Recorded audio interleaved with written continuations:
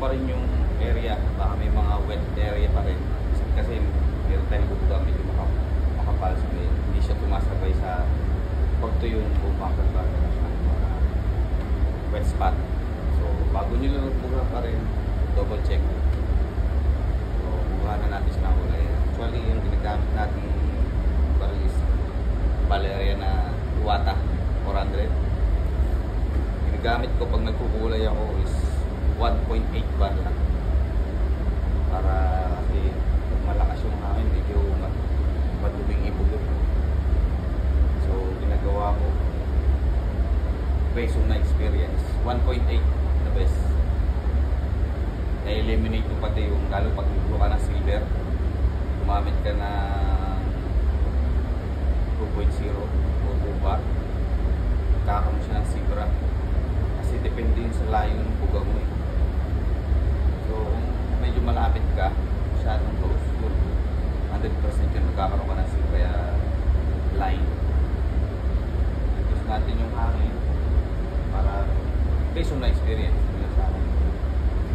I-adjust ko siya ng 1.8. Medyo mas mababa na point. Start na natin.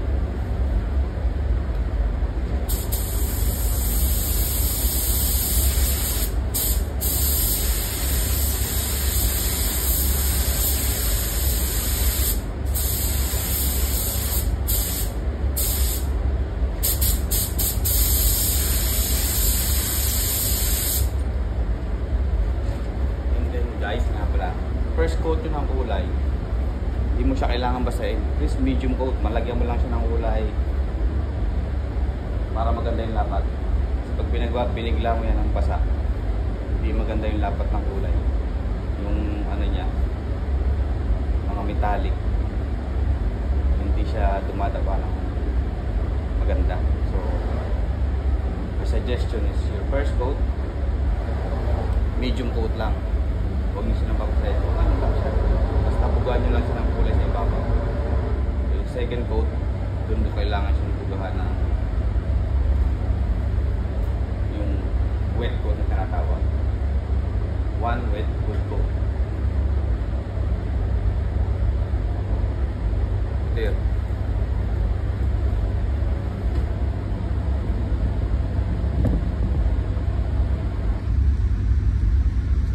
Masyadong basa. First coat lang.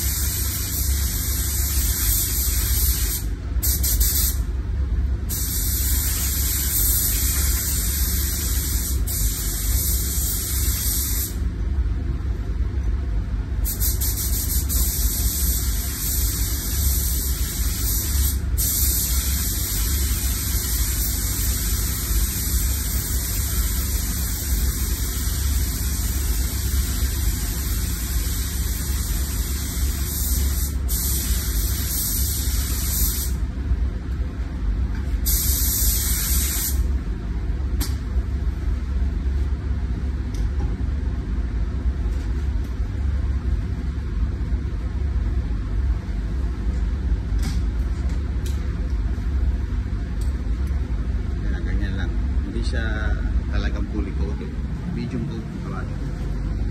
So gaya sabi ko, sabihin natin siya mabubugaan, silver.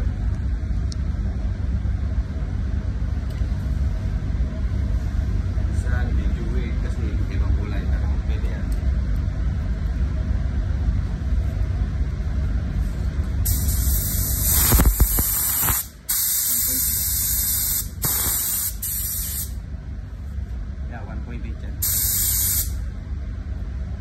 Maganda yung lapat, hindi siya nagkakaroon ng zebra line, hindi siya nagkakaroon ng mga mottling.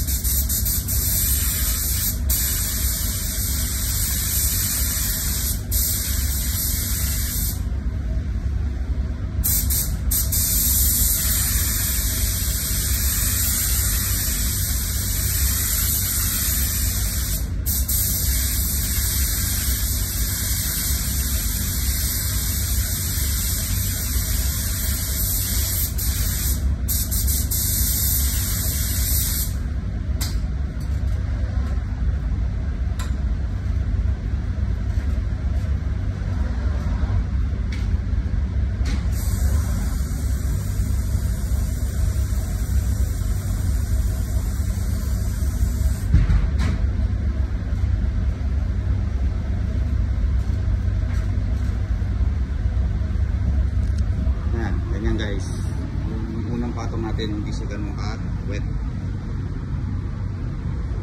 Para yung susunod natin papatong, lalapit siya na maganda. Hindi siya basang-basa. Medium coat. Pero yung second coat niyan dapat wet, nice coat na. So hindi yung pwedeng gawin yung dalawang wet coat. Hindi siya lalapit na maganda. Then wait tayo 10 minutes, 15 again to dry it. And make sure na bago tayo magpatong ng kulay, double check natin kung tuyo na o wala siyang wet spot, kasi yun na nagpo-cause ng wrinkle saka yung mga fry-up na paint, kumukulubot kasi napatungan nyo siya ng basa. So itong video to, tatapusin natin yung full process para sa mga newbies idea. May mga suggestion kayo, comment, i-type nyo lang po. Yan, sabihin natin siya silver at maroon. Yan, ganyan. Maroon, kailangan meron siyang dark ground tone para makuha mo yung tamang kulay. And then sa silver, madali lang ang kulay na silver. Kahit anong ground coat yan, walang problema, kaya niyang i-cover. Okay, wait tayo for 15 minutes. So ito na guys, yung first coat natin. Medyo yan. Hindi siya covered, diba? Pero maganda lapat yan. So susunod na coat natin yan. Ito yung mga sasabi kong build ko pa. Ganyan, may mga wet spot. Ilalagay yan. Magdadalagay na wrinkle. Yan. Yan yung first coat. Then silver, yan, ganyan tsura niya. Kaya yung mga ba't din yung wala. First coat pa lang yan. Para lang maganda yung lalapatan ng wet coat. Normal yan. Sa first coat, medium coat. Yan, yan. So, proceed tayo sa second coat, which is the wet coat. Kailangan maganda na yung patong natin dyan. Equal. Kailangan maganda yung lapat.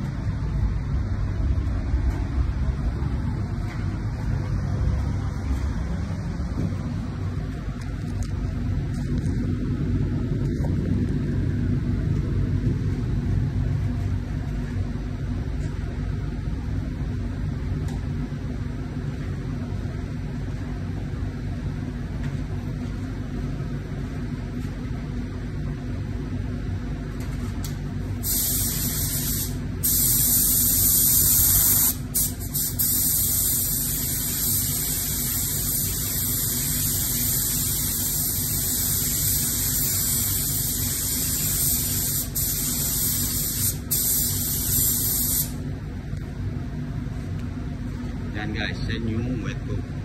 Nice and wet coat.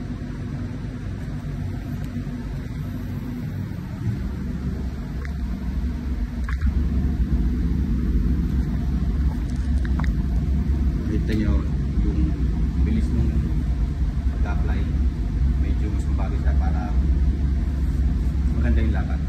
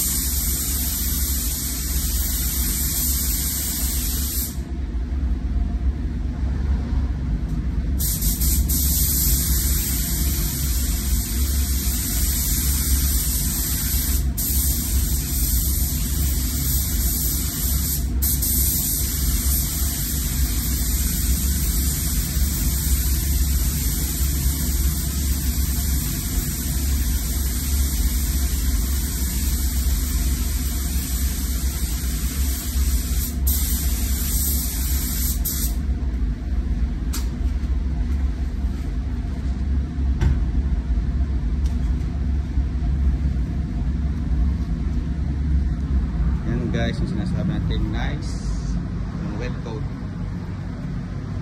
Pantay yung kulay niya. Yan.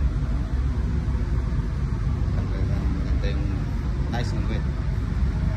Pag tuyo niyan, ganda na result niya. Then dito tayo sa silver. Pakita ko sa inyo ang pagkakaiba. Silver tayo. Yan, kita niyo siya talagang cloudy. Kasi manipis yung buga natin dyan. Para sa second coat,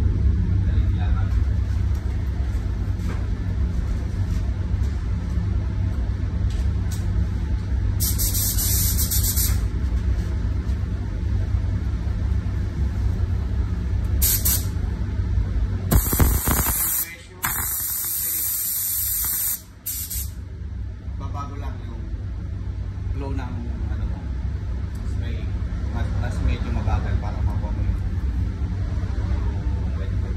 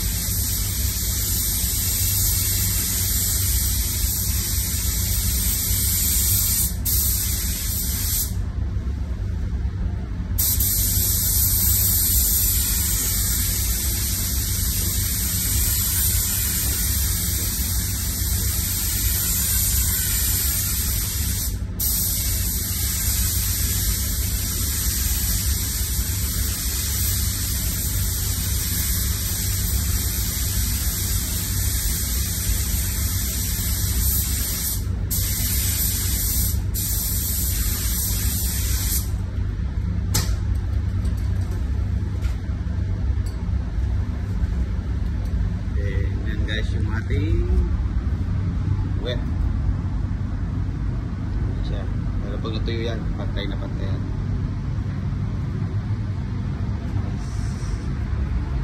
Nice and wet. Ibang sa tingnan, diba? Silver eh. Mamaya pag dry niya, dun makikita difference. Okay, wait tayo at least 20 minutes. 20, maximum 20, 15 normally. Yan, ito na siya guys. After 15 minutes waiting, flash on. Maganda yung latag na ano yan. Kasi nga, maganda yung nakita niya. Importante din yung kakapitan nung lalagyan mo ng wet coat. Ito na yung silver natin. Yan. Pag wet coat mo siya, nalagyan na ganyan. Ganda na. Cool, nice wet coat. Yan, nakalalabsan niya. So, lalagyan pa natin siya ng drop coat. Drop coat. Yan. Kasi may mga konting ano yan. Nakita niyo yung dark spot niya. Motling. Pero, kaya merong tatawag tayo, correction coat. Cover niya yan. Yan siya. Fully coated. Lalagyan natin ng drop coat.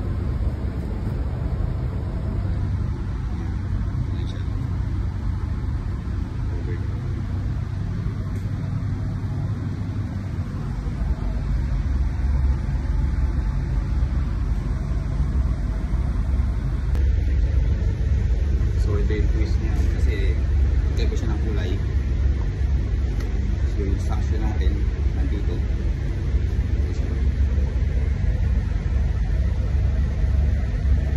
Dito sa side na to, ito yung silver. So ang technique dyan, kasi nga magkaiba siya ng kulay,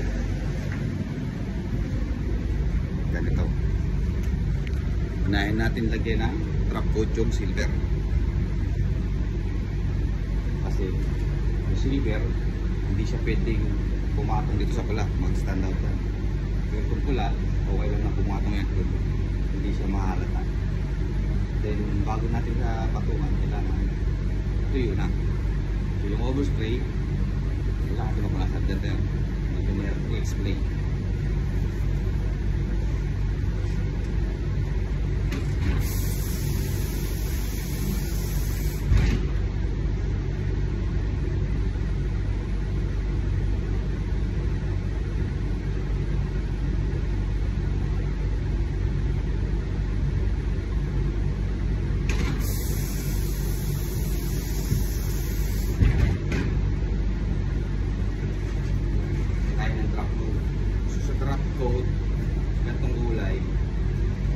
Meron siyang matawag kaming 2 drop coat, 1 drop coat. So yung pinagkaiba nun, 1 drop coat, ano siya, dark sa facing, light siya sa angling color. So the one time 2 drop coat, light siya sa facing, dark siya sa angle. So normally ginagamit namin drop coat pagka yung mga kulay red. Ang didikitan niya is yung bonnet, unang nagpe-face sa sasakyan, yung mga nasa tabi, yung mga exposure sa sun, yung light siya. So recommended sa ganito always 2 drop coat kasi nga dito. Pero yung isang yun, kasi nga sa quarter siya, sa exchange na quarter, 1 drop coat kasi hindi siya exposed sa init na araw. So yung kulay niya nasa original color. Normally yung nagpipit na naman yung direct ng sunlight. Doon lang sila nakakapit. This one, 2 drop coat. Unahin natin silver.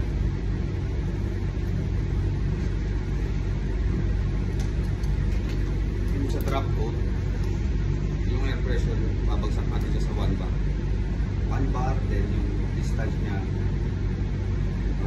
12 inches from the panel or maybe more, like 14 inches.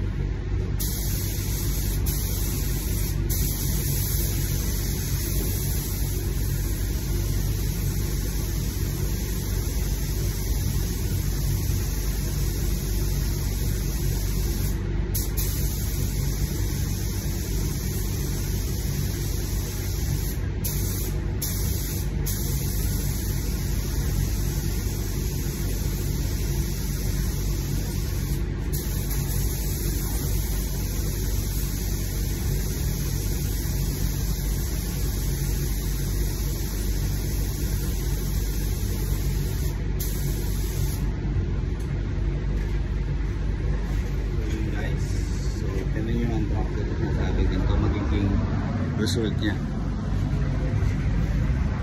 Ganyan siya. Meron siyang droplets. Pero pag nagdapa na yan, nag-dry na, ayos na yan, flat yan. So, kailangan natin yung tuyuin. Tuyuin natin siya bago tayo mag-apply ng drop coat dito sa pula. Kasi pumatong siya dun, mahirap i-wipe, hindi mo siya malilinisan. So ngayon dito tayo sa pula.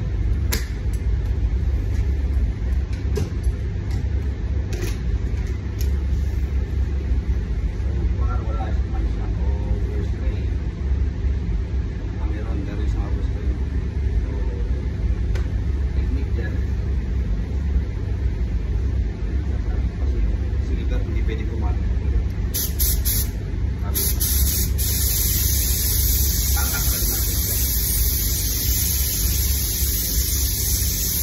Pero itong pula, pwede pumatong.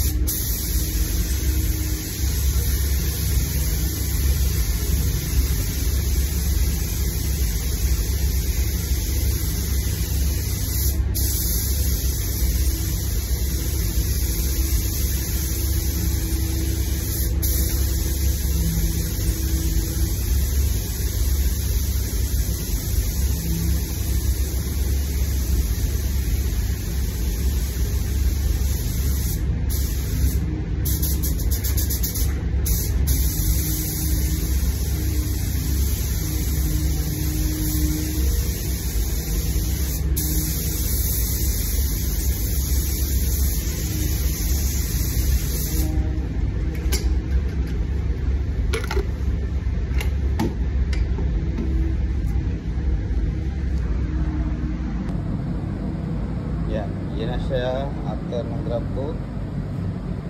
Nice, flat, and covered kulay. Yan yung blend. So ito yung silver natin. Yan, ang pinagbago niya, diba? Wala na yung mga mottling spot niya kasi yun ang purpose ng drop coat. Maraming term yan. Drop coat, sabi nila mist coat, iba correction coat, iba final coat. Yan yun. Yun ang purpose nun. So mawawala yung mottling mo, pero not all the mottling can fix that, because sometimes yung ano niya, pag mali yung lagay mo ng wet coat mo, tapos ang kapal ng ano niya, visible talaga yung mottling niya, hindi niya kayang cover yan. Pero yung ano niya, slide yan, kaya niyang i-fix yan. Ganda ng lapat yan, guys. Tapos hindi mo siya makikita na overspray na red, kasi nga kaya niyang ano yan, accept yung kulay niya. Pero dun sa itong red natin, pag lagyan natin ng silver to, sigurado yan, para siyang glitter sa ibabaw. Kaya ano dyan, technique, unahin natin yung drop coat yung silver, ihuli natin itong pula kasi ito okay lang na dumako doon. And yan guys, proceed tayo sa pag-clear. Sa clear ko, same procedure. First coat, medium coat lang. Sa second coat, nandun nila yung wet coat, nice and wet coat, yung final coat. So kaso yung air pressure naman dito, pag clear na yung ginagamit natin, kaya kasi clear medyo may kunat yung ibuga. Kailangan natin ng at least 2 bar. Maganda finish, mas mataas yung mas nilalapat niya ng flat or glass finish.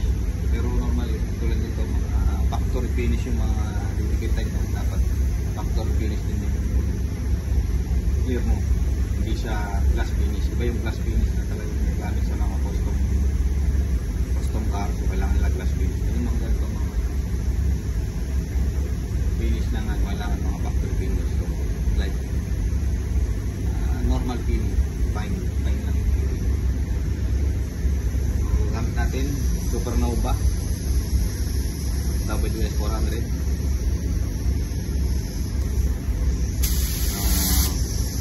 Gun setting, fan fully open, fluid fully open, but 2 bar ginagamit ko. 2 bar, ano lang, hindi siya glass finish, factory finish naman yun. So yun lang guys, pusit tayo, kaya sabi ko tapos natin ito, walang cut. So malalaman yung procedure na siyang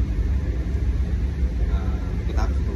So bigyan mo siya 5 to 10 minutes flash shock bago patukan ng second coat. Sure ka, 10 minutes para hindi ka magkaroon ng tulog. Gandahan naman sa mag-build na 5 minutes flash shock, mas gumaganda yung lapat kasi hindi pa siya magganong ka tuyo.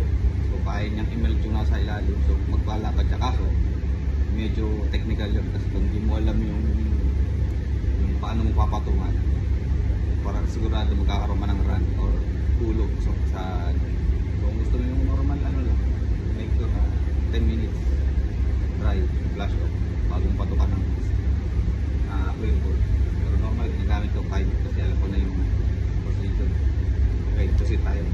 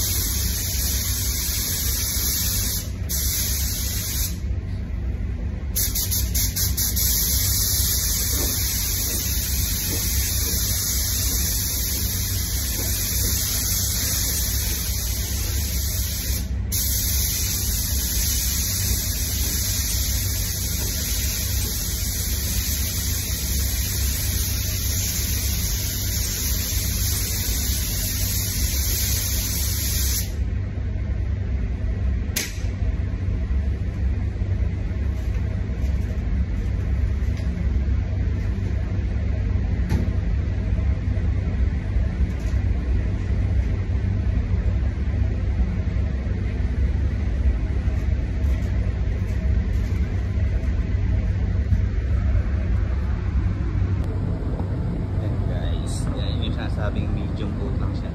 Tama mo? Ano siya? Hindi man siya kakapalo. Ano ba siya? Ang kaya niya, yung ilalagay mo dyan, kahit talagang wet coat na ilalagay mo sa ibabaw niya. Maganda na patungan. Yung pili niya, yung orange peel niya, pantay. Susunod mong patungan. Ganyan ang dry. Yung mga yan, yung dirt na yan. Nilagay mo second coat yan, wala na yan, mawala na yan. So nice and wet nang lalagay mo. Yun siya. Ayan. Sa ganun maganda finish, pero sa final coat, hindi mo makikita yung ano.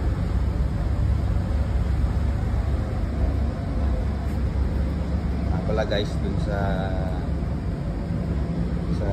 coloring natin, iba't ibang process yun. Sa ginagamit namin kasi De Beer na 900 series. So hindi ano sila eh, tawag sila doon na hybrid daw yun eh, na kaso medyo technical kung i-explain ko pa, medyo mahaba. Kasi may ibang water base, kasi sa amin water base, nasasabi nila hybrid. So yung procedure niya same sa solvent. So pwede mo siyang chop after mong mailagay yung kulay, kasi natutuyo siya ng maganda. So kaya yung drop coat niya same sa solvent application. Meron kasing ibang brand tulad ng PPG, Glasurit. Paglagay mo ng wet coat, same mo na rin ilalagay sa ibabaw yung last same time mo na rin ilalagay yung drop coat ng correction coat. Ito kasi sa amin kailangan tuyuin mo muna siya bago mo ilagay yung drop coat. So iba't iba. So hindi yung porque sinabi kong ganun na mayroon kasing ibang pintura na hindi ganun yung procedure. Itong ginagamit namin ngayon ay De Beer 900 series water base. Ganun. Mas maganda lang siyang gamitin kasi alam ko yung ibang water base, once na maibugaw mo na yun, hindi mo siya pwedeng liyahin kung meron ka man na pack up or may shit, may mga duming malalaki, kailangan mo liyahin, hindi mo gagawa yun. Kailangan mo ng patungan na sa amin lang. Pero ito, magandahan dito, nasa kulay ka pa lang, nakita ka malaking dumi, pwede mo siyang liyahin, patungan mo ng konti, okay lang kasi natutuyo siya ng para siyang solvent. Ayan, flash off tayo 5 minutes, pero to make sure iba mga use 10 minutes, at least 10 minutes ang ating spray booth, 30 degrees. Okay guys, after 5 minutes guys, lagyan natin siya ng second coat. Final coat, kailangan ano na to, wet coat.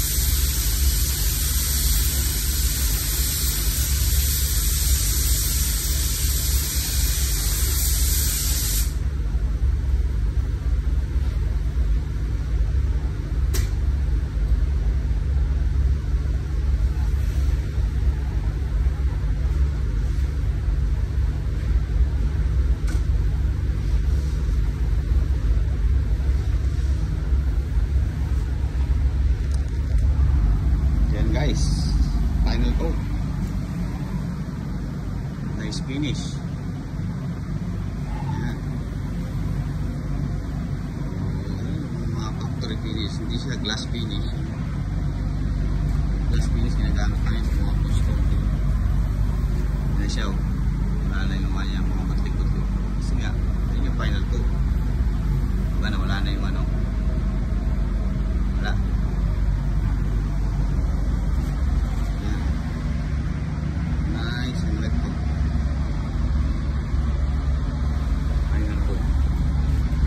Silver natin. Diba? Hindi siya glass finish, pero smooth yung yan.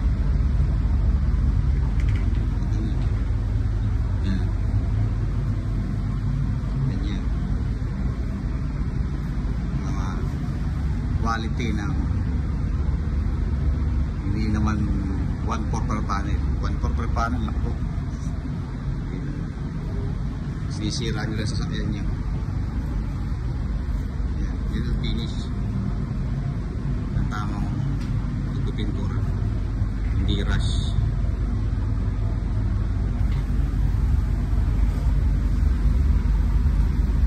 Hindi mo kailangang ibab. Okay guys, yan lang for today. So lang cut. So sana yung mga nakuha kayong tip and suggestion, meron akong pwede pang improve. 2 color same time yung 1